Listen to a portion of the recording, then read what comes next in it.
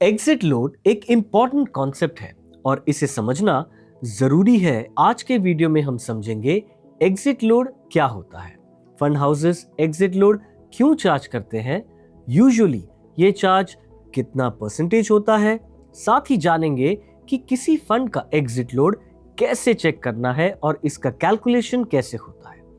सबसे पहले exit load क्या है ये समझ लेते हैं। What is an exit load?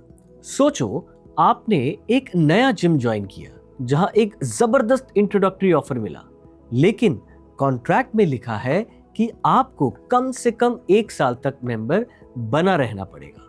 अब अगर आप सिर्फ 6 महीने बाद ही मेंबरशिप कैंसिल करना चाहते हो तो जिम बोलेगा भैया पेनल्टी लगेगी, क्योंकि उन्होंने स्टार्टिंग में आप पर इन्वेस्ट किया था और आप अब जल्दी भाग रहे हो तो उनका लॉस हो रहा है। म्यूचुअल फंड में भी जब आप अपना पैसा जल्दी निकालते हो तो फंड हाउस आपसे एक छोटी सी फीस चार्ज करते हैं, इसे बोलते हैं एग्जिट लोड। आप सोच रहे होंगे कि ये तो गलत है, ऐसा क्यों करते हैं फंड हाउस? चलो समझते हैं। Why do fund house charge exit load?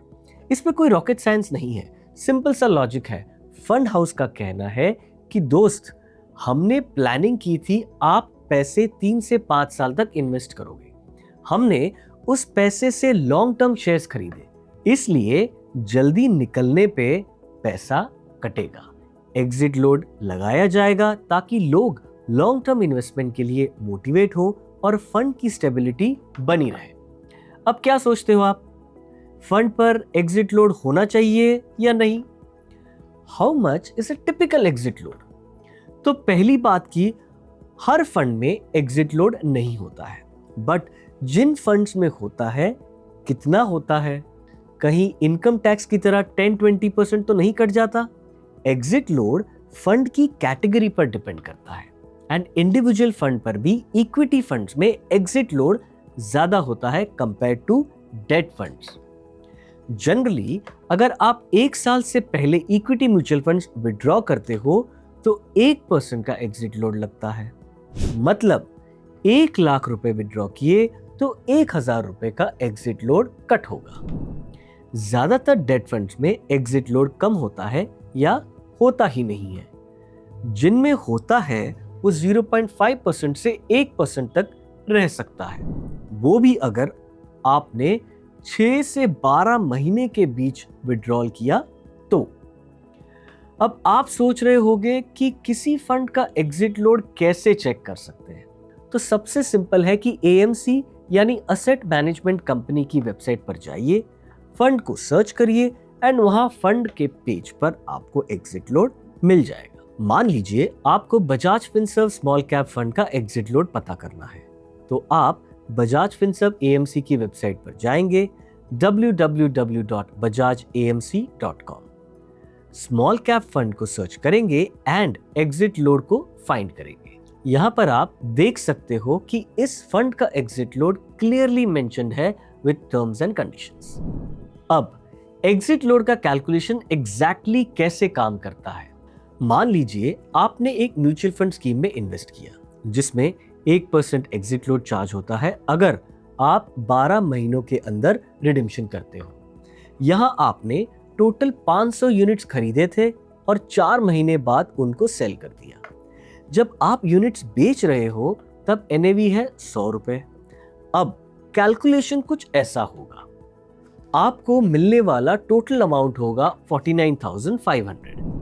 ये तो बात हुई लमसम इन्वेस्टमेंट की, मगर ये एसआईपी में कैसे काम करता है? एसआईपी में आप हर महीने अलग एनएवी पर अलग यूनिट्स खरीदते हो। हर मंथ की एसआईपी का अपना अलग डेट ऑफ परचेस होता है, इसलिए हर इंस्टॉलमेंट पे अलग से 1 साल का पीरियड काउंट होता है। मान लीजिए आपने 1 जुलाई 2024 से 10,000 रुपए की मंथली एसआईपी शुरू की। फंड हाउस का रूल है अगर यूनिट्स 12 महीनों के अंदर रिडीम किए तो 1% एग्जिट लोड लगेगा। तो जुलाई 2024 वाली एसआईपी पर एग्जिट लोड लगेगा अगर आप इसकी यूनिट्स जुलाई 2025 से पहले बेचते हो। अगस्त 2024 वाली एसआईपी पर एग्जिट लोड लगेगा अगर आप इसकी यूनिट्स अगस्त 2025 से पहले बेच देते हो। और ऐसे ही हर महीने के लिए अलग टाइमलाइन होती है। इसे कहते हैं FIFO rule, first in first out. जो यूनिट्स पहले आए उन्हें पहले बेचा जाता है और हर महीने की एसआईपी का एग्जिट लोड के लिए अपना 1 साल का लॉक इन टाइप पीरियड होता है। अब कुछ लोग एग्जिट लोड को कैपिटल गेन टैक्स से कंफ्यूज कर जाते हैं। दोनों अलग हैं। कॉमन दोनों में बस यही है कि दोनों में आपके पैसे कटते हैं। मेन डिफरेंस है कौन पैसा ले रहा है और क्यों ले रहा है। इसको समझते हैं। Exit load versus capital gain tax, क्या फर्क है? तो ये टैक्स गवर्नमेंट लेती है। एंड क्यों लेती है? आपके दिए हुए टैक्स से ही तो इकोनॉमी चल रही है ना। वापस से लमसम वाले एग्जाम्पल पर जाते हैं। आपने 1 लाख रुपए इन्वेस्ट किए एक म्यूचुअल फंड में और 6 महीने बाद आपके यूनिट्स की वैल्यू बढ़ के हो गई 1,10,000 रुपए। तो इस केस में मान लीजिए एग्जिट लोड है विड्रॉल का 1% जो कि होता है 1100 रुपए। कैपिटल गेन आपका प्रॉफिट होता है जो हमारे एग्जाम्पल में है 10,000 रुपए का। अब इस पर कितना टैक्स लगेगा वो डिपेंड करता है fund category and holding period पर। हम इक्विटी पर फोकस करते हैं। इक्विटी का रूल सिंपल है। अगर आपने इक्विटी फंड 1 साल से पहले सेल किया तो गेन्स पर 20% टैक्स लगेगा।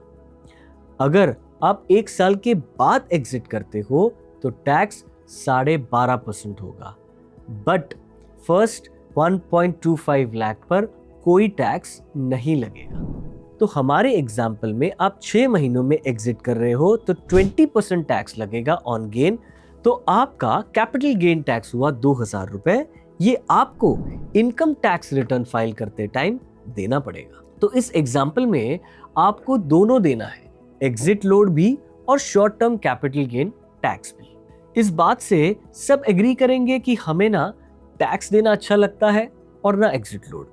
तो एग्जिट लोड कैसे बचाया जा सकता है? Strategies to avoid exit load legally. कुछ स्ट्रैटेजीज जो आपको एग्जिट लोड अवॉइड करने में हेल्प करेंगे। अपनी इन्वेस्टमेंट का टाइम होराइजन लॉन्ग टर्म रखिए। फंड चूज करते वक्त एग्जिट लोड सेक्शन चेक करिए।